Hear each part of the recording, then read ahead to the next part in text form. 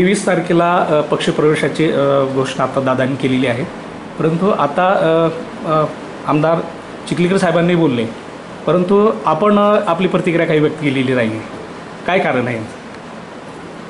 जसं आता आदरणीय दादा खडगावकर साहेबांनी आपल्याशी चर्चा केली आणि आदरणीय आमदार प्रताप पाटील चिखलीकर साहेबांनी चर्चा केली. राज्याचे उपमुख्यमंत्री अजितदादा पवार यांच्या राष्ट्रवादी काँग्रेस पक्षामध्ये या भागातील विकासाचे जे उर्वरित प्रश्न आहेत आणि आमचे सर्व सहकारी कार्यकर्ते आहेत त्यांना संधी मिळावी आणि विकासाचे प्रश्न सुटावेत या दृष्टीने हा पक्षप्रवेश आहे. त्यामुळे वैयक्तिक स्वार्थाचा काही विषय नाही असं दादांनी आपल्याला सांगितलं. अगोदर BJPमध्ये होता, नंतर काँग्रेसमध्ये आला, काँग्रेसमध्ये आल्याच्या नंतर स्थिर राहिला. जर तुम्ही कदाचित BJPमध्ये जर स्थिर राहिला असता तर तुम्हाला पक्ष प्रवेश करण्याची संधी एखाद्या वेळेस भासली नसते.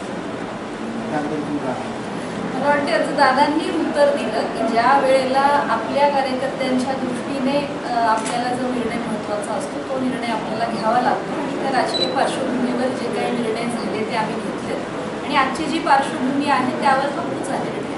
नाही, आपण काँग्रेस पक्षामध्ये जर स्थिर राहिला असता तर कैलासवासी वसंतराव चव्हाण हे जे खासदार झाले होते तर त्यावेळेस तुम्हाला ती खासदार पदाची संधी मिळाली असते आणि आपण खासदार राहिले असतात अशी चर्चा होती की एक महिला नेतृत्व खासदार पदासाठी पुढे येत होतं.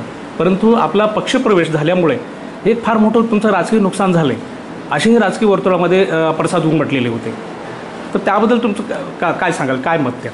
मी एक कार्यकर्ता आहे. आपल्यालाही सर्वांना माहिती आहे की एक कार्यकर्ता म्हणून आमचे नेते ज्या पद्धतीने निर्णय घेतील आणि आमच्या नेत्यांच्या निर्णयाला आम्ही बांधील आहोत. त्यामुळे माझं काही वैयक्तिक नुकसान झालं असं मी मानत नाही. जे काही माझ्या कामाने मला मिळायचं आहे ते मला मिळेल हाही विश्वास माझा आहे. आणि शेवटी या क्षेत्रामध्ये आपण विकासाचे प्रश्न करण्यासाठी सोडवण्यासाठी आणि जनतेचे प्रश्न सोडवण्यासाठी आपण काम करतो. त्यामुळे त्या विकास प्रश्नांसाठी मी काम करीत राहीन एवढंच मी सांगतो. नांदेड जिल्ह्यातील जनतेला अपेक्षा होती, आशा होती की एक खासदारकीसाठी एक महिला नेतृत्व पुढे येतं आहे आणि ते झालं पाहिजे होतं. परंतु त्यांच्या आशेवर एक तर पाणी फिरलं असं म्हणून थोडक्यामध्ये आणि आपल्याला ती संधी मिळाली नाही पक्षप्रवेशाची. ह्याच्यामुळे आता तुम्ही अजितदादा गटामध्ये प्रवेश करताय तर पुढील राजकीय जे काही आता तुमचा प्रवास असेल त्यासाठी काय काय आखणी असणार आहे? तुम्ही 2024च्या लोकसभेच्या अनुषंगाने 2 वेळा प्रश्न विचारला. 2024ची ही काही लोकसभेची शेवटची निवडणूक नव्हती. निवडणूक पुन्हा येईल, पुन्हा मला संधी मिळेल. माझं काम आहे की चांगल्या पद्धतीने जनतेशी संपर्क ठेवणे, विकासाच्या प्रश्नांसाठी सरकारकडे पाठपुरावा करणे आणि ते काम माझं मी करत राहील. जी संधी माझ्या वाट्याला यायची आहे ती येईल असा विश्वास मला. आगामी विधान परिषदेच्या निवडणुकीमध्ये मिळेल त्यांना संधी मिळेल का असे जनतेचा प्रश्न आहे. जिल्हा परिषद आगामी विधानसभा नाही जिल्हा परिषद.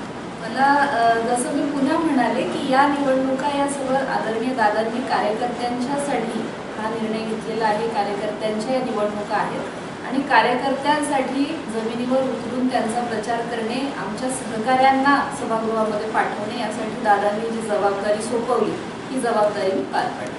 लेडी धरणाचा प्रश्न खूप मोठा आहे आणि तो आपण कसा हाताळला? जसं आता दादांनी सांगितलं गेल्या अनेक वर्षांपासून हा प्रश्न मागे पडलेला आहे. आपल्या सर्वांना याची कल्पना आहे. स्वर्गीय डॉक्टर शंकररावजी चव्हाण साहेबांच्या हस्ते या धरणाचं भूमिपूजन झालेलं आहे आणि आज गेल्या अनेक दशकांपासून शेतकरी याच्या फायद्यापासून वंचित आहेत.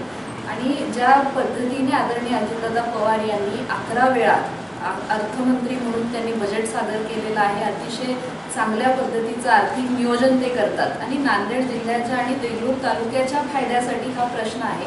त्यासाठी काही आर्थिक तरतूद करून तर या प्रश्नाला निश्चितपणे हात घालण्याच्या भूमिकेत ते असतील आणि आम्हाला त्याचा पाठपुरावा करायचा. दादांच्या प्रवेशामुळे देगलूर आणि बिलोली या मतदारसंघामध्ये आता सध्या टोटली अजितदादा गट असं निर्माण होईल अशी अनेकांना धास्ती बसलेली आहे.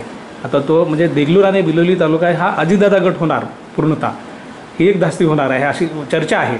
त्याबद्दल काय सांगाल? एक मोठं नेतृत्व अजितदादा गटामध्ये प्रवेश करतं आहे. मला असं वाटतं की ही चर्चा अतिशय सकारात्मक आहे आणि पोषक आहे. कारण जी भूमिका आता आदरणीय खडगावकर साहेबांनी आणि आदरणीय चिखलीकर साहेबांनी घेतलेली आहे की राष्ट्रवादी काँग्रेस पक्ष हा नांदेड जिल्ह्यातील नंबर 1चा पक्ष झाला पाहिजे आणि त्या दृष्टीने आम्ही सगळे प्रयत्न करणार आहोत. आणि अशा पद्धतीने कार्यकर्त्यांमध्ये जो उत्साह निर्माण झालेला आहे की आज राष्ट्रवादी काँग्रेसकडे येण्याचं प्रत्येकाचा ओढा झालेला आहे, प्रत्येकाच्या मनामध्ये ती भावना आहे आणि मला वाटतं ती पक्ष वाढीसाठी अतिशय महत्त्वाची आहे आणि या बाबीचं आम्ही स्वागतच. प्रतापराव पाटील चिखलीकर आमदार आणि भास्करदादा हे 2 टोकं आता एकत्र येत आहेत आणि त्यामुळं आता मग बाकी इतर जे कार्यकर्ते आहेत किंवा इतर राजकीय वर्तुळातली लोक आहेत तर त्यांना अशी भीती मनामध्ये बसली की आता याच्यानंतर काय.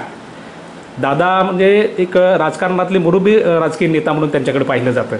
आता यांनी अजितदादा गटामध्ये आल्यानंतर मग बाकी टोटली अजितदादा गट हा प्रस्थापित होईल असंही बोललं जातं आहे. जसं मी एक लहान कार्यकर्ता आहे, मी आधी तुम्हाला म्हणाले, आणि जेव्हा कालही नांदेडला पत्रकार परिषद झाली आपण कदाचित त्याची काही क्लिप्स पाहिली असतील आणि चिखलीकर साहेबांनी तिथे सुद्धा सांगितले की कार्यकर्ता म्हणून पक्षवाढीसाठी आम्ही काम करतोय आणि त्यामुळे नेत्यांच्या मार्गदर्शनाखाली आम्हाला काम करायचं आहे आणि चांगल्या पद्धतीने राष्ट्रवादी काँग्रेस पक्षाचा इथे चांगल्या पद्धतीचं एक फाउंडेशन आहे, त्याच्यावर आम्हाला पुढचं बांधकाम करायचं आहे असं आम्ही समजतो. आणि अजितदादांना मानणारा मोठा वर्ग जसं महाराष्ट्रभर आहे तसंच नांदेडमध्ये सुद्धा आहे. त्यामुळे चांगल्या पद्धतीनेच पुढे जे काही आपल्याला चिन्ह दिसतील तेच येणाऱ्या स्थानिक स्वराज्य संस्था असेल, महानगरपालिका, जिल्हा परिषदा या प्रत्येक ठिकाणी अजितदादांच्या कार्यकर्त्यांना चांगली संधी जनता देईल हा विश्वास आहे. आगामी जिल्हा परिषदेचा अध्यक्ष हा राष्ट्रवादीचा होईल असं आपल्याला वाटतं? मी काही तेवढं मोठं कॉमेंट करण्याएवढी मोठी कार्यकर्ता नाही, परंतु कार्यकर्ता म्हणून आपल्या पक्षाला चांगली संधी मिळाली पाहिजे असं प्रत्येकालाच वाटतं आणि ती संधी जर महायुतीच्या नेत्यांनी एकत्रित मिळून तसा निर्णय घेतला आणि राष्ट्रवादी काँग्रेस पक्षाला मिळाली तर निश्चितच आम्हाला आनंद. धन्यवाद मॅडम. आपल्याला पुढील राजकीय प्रवासासाठी खूप खूप शुभेच्छा.